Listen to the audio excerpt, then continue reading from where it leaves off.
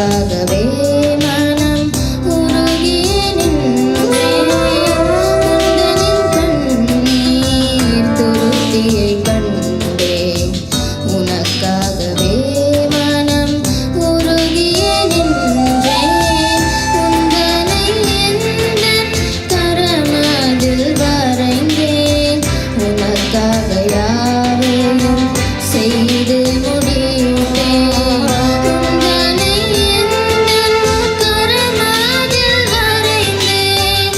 உனக்காக யாவையும் செய்து முடித்தேன். அலைகள் மோதி படகு அசைந்தால் அமைதி தரவே வந்திடுவேன். அமைதி தரவே வந்திடுவேன்.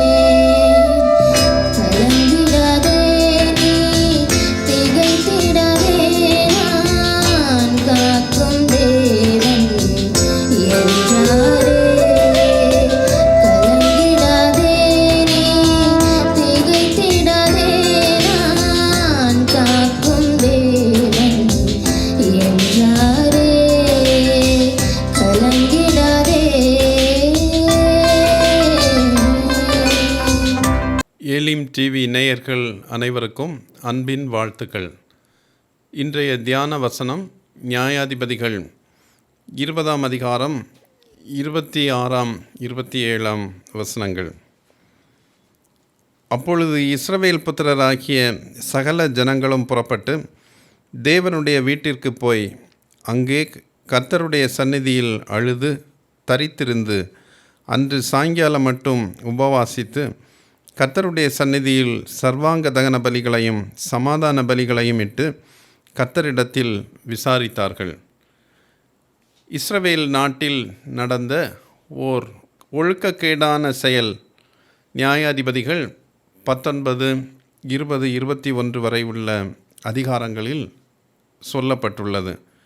ஒரு லேவியன் தன் மறுமனை ஆட்டியுடன் பிரயாணம் பண்ணி வருகையில் கிபியா என்கின்ற இடத்தில் தங்குகிறான். அப்போது அவ்வூரிலுள்ள சில கயவர்கள் அப்பெண்ணை பலாத்காரம் செய்து கொலை செய்து விட்டனர். எனவே அந்த லேவியன் இறந்தவளின் உடலை 12 துண்டாக வெட்டி 12 கோத்திரங்களுக்கும் அனுப்பி தனக்கு நேரிட்ட கொடுமையை அறிவித்தான். இதனை கண்டு திடுக்கிட்ட முழு இஸ்ரவேலும் ஒன்று கூடி, இஸ்ரவேலர் எகிப்திலிருந்து வந்த நாள் முதல் இதுபோன்ற செயல் ஒன்றும் நடைபெறவில்லை. எனவே இதுபோன்ற செயல்கள் இனி நிகழக்கூடாதென்று தீர்மானித்தனர். எனவே கிபியா பென்யமீன் கோத்திரமாக இருந்தபடியினால் அவர்களுக்கு ஆள் அனுப்பி அக்கயவர்களை எங்களிடம் ஒப்படையுங்கள் என்று கேட்டனர். அவர்கள் மறுக்கவே இஸ்ரவேலில் 4 லட்சம் போர் வீரர்கள் பென்யமீன் கோத்திரத்துக்கு எதிராக போருக்கு சென்றனர். அவர்களை எதிர்த்து போரிட்டோர் 26,000 பேர் என்று திருமறை கூறுகின்றது. இந்த 26,000 பேர் முதல் நாளில் இஸ்ரவேலின் 22,000 பேரையும் 2ஆம் நாள் 18,000 பேரையும் கொன்றனர்.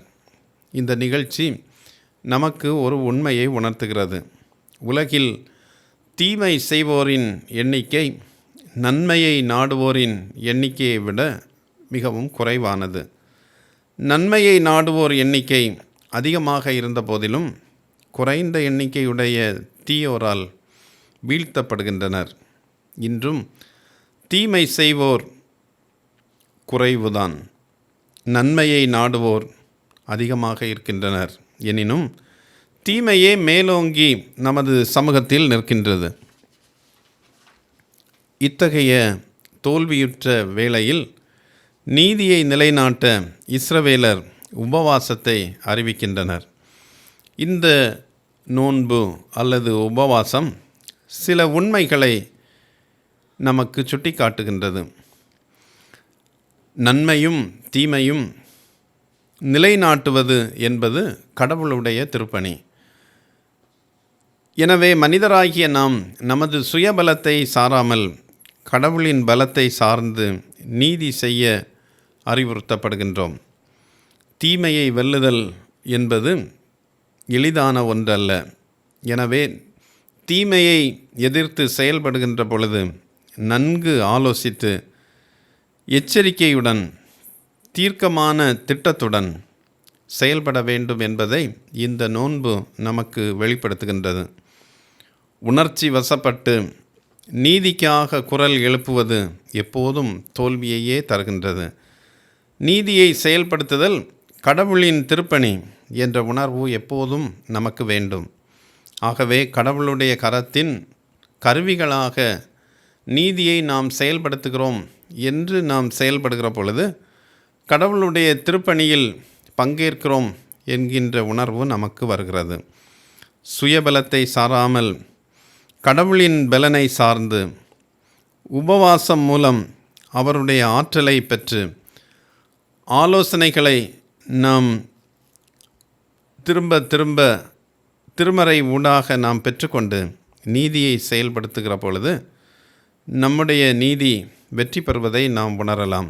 இஸ்ரவேலர் உபவாசித்து ஜெபித்து கடவுளின் ஆலோசனையும் பலத்தையும் பெற்ற பொழுது அவர்கள் திட்டமிட்டபடி போரில் வெற்றி பெற்றனர் என நியாயாதிபதிகள் 20ஆம் அதிகாரம் 29, 48 வசனங்கள் கூறுகின்றன. நாமும் நமது ஊரில் திருச்சபையில் பணி செய்யும் இடங்களில் நாம் காணும் தீமைகளுக்காக நோன்பிருந்து ஜெபித்து கடவுளுடைய பலத்துடன் திட்டமிட்டு நீதியை நிலைநாட்ட ஆண்டவர் நமக்கு உதவி செய்வாராக. ஆமேன்.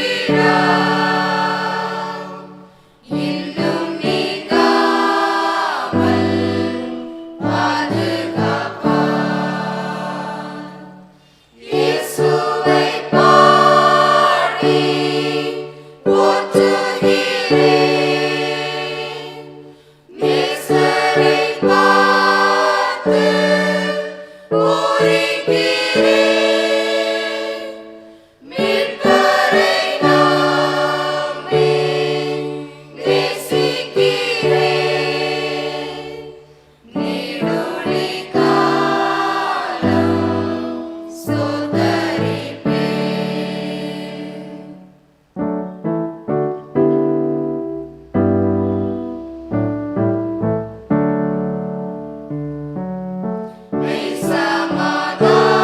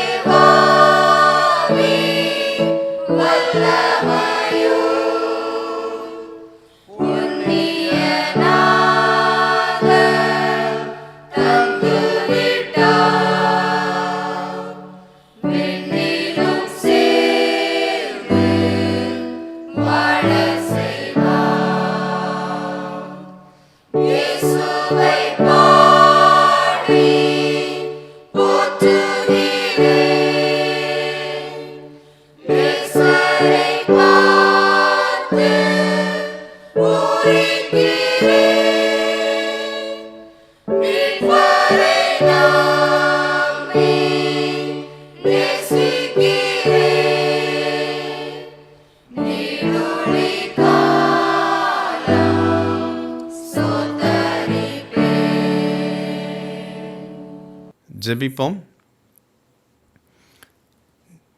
நீதியின் மேல் பசிதாகம் கொண்டவர்கள் பாக்கியவான்கள் என்று நீதியை செய்யும்படி எங்களை அழைக்கின்ற எங்கள் அன்பின் ஆண்டவரே, இந்த உலகில் தீமை செய்வோர் குறைவாக இருப்பினும் நன்மையை அவர்களால் மேற்கொண்டு பல வேளைகளில் தீமையான சமூகத்தை நாங்கள் காணுகின்ற நிலை இருந்து கொண்டிருக்கின்றதை எண்ணி உம்முடைய சமூகத்திலே வந்து நிற்கிறோம். தீமையை அகற்ற எங்களால் இயலாது, அது உம்முடைய திருப்பணி என்பதை இந்த நாளில் எங்களுக்கு கற்றுக் கொடுத்ததற்காக உம்மை நாங்கள் போற்றுகின்றோம். ஆண்டவரே, உம்முடைய திருப்பணியில் பங்கேற்கும்படி எங்களை அழைக்கிறேன். நீதியை செயல்படுத்துவதற்கு உமது கருவிகளாக நாங்கள் செயலாற்ற எங்கள் அனைவருக்கும் ஆண்டவர் ஆற்றல் தர வேண்டும் என்று மன்றாடுகின்றோம். எங்களால் மேற்கொள்ள முடியாத சூழ்நிலைகளில் நோன்பிருந்து உமது ஆற்றலை பெற்று உமது ஆலோசனையின்படி தீமையை மேற்கொள்வதற்கு ஆண்டவர் இந்த நாளிலும் வருகிற நாட்களிலும் எங்கள் அனைவருக்கும் உதவி செய்ய வேண்டுமென்று இயேசு கிறிஸ்துவின் பெயரில் வேண்டுகிறோம் சுவாமி. ஆமேன்.